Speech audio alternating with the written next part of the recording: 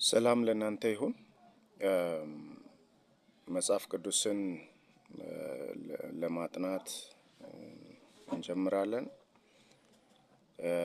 ዮሐንስ ማቴዎስ ወንጌል ምዕራፍ 1 ላይ ጀምረን መጽሐፍ ቅዱስን ወንጌላትን በተለይ ማቴዎስ ወንጌልን ጀምረን ለማየት በልቤ ስላለ አብረን እሱ ጋር እንጀምራለን። ቀጥታ ወደፊት የተለያዩ ሀሳቦችን እያየን እንመጣለን። ግን አሁን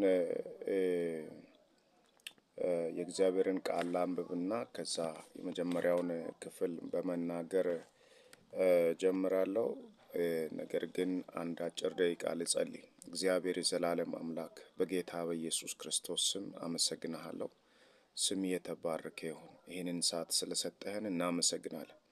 ጌታ ኢየሱስ ሆይ ለሰሚም ለተናጋሪም ጸጋ የምትሰጥ እግዚአብሔር ለኔ ለባሪያ ለሚሰሙም ደግሞ የሚሆነውን ጸጋ እንድትሰጥ በቃል የምንቆምበት የቃል መገለጥ ደግሞ እንዲያገኘን በጌታ በኢየሱስ ስም ጸልያለሁ። ክፉ ሁሉ እየተመታ ይሁን። ክብር ምስጋና ላንተ ይሁን። ስለሰማን እናመሰግናለን። በኢየሱስ ክርስቶስ ስም አሜን። እሺ ማቴዎስ ወንጌልን ምዕራፍ 1 ነው ዛሬ የምንመለከተው። ከቁጥር 18 ጀምሮ ላንብብ። እንደዚህ ይላል። የኢየሱስ ክርስቶስ ስም ልደት እንዲህ ነበረ። እናቱ ማርያም ለዮሴፍ በታጨች ጊዜ ሳይገናኙ ከመንፈስ ቅዱስ ጸንሳ ተገኘች። እጮኛዋ ዮሴፍም ጻድቅ ሆኖ ሊገልጣት ስላልወደደ በስውር ሊተዋት አሰበ።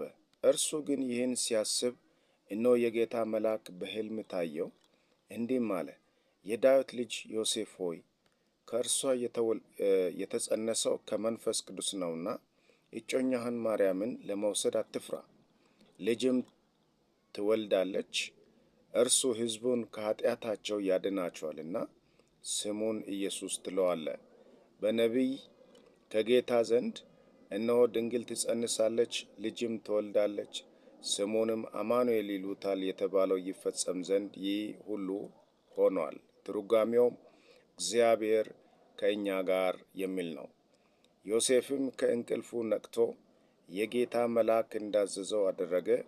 እጮኛውንም ወሰደ፣ የበኩር ልጇንም እስክትወልድ ድረስ አላወቃትም። ስሙንም ኢየሱስ አለው ይላል። እንግዲህ የዚህ ክፍል ዋና ሀሳብ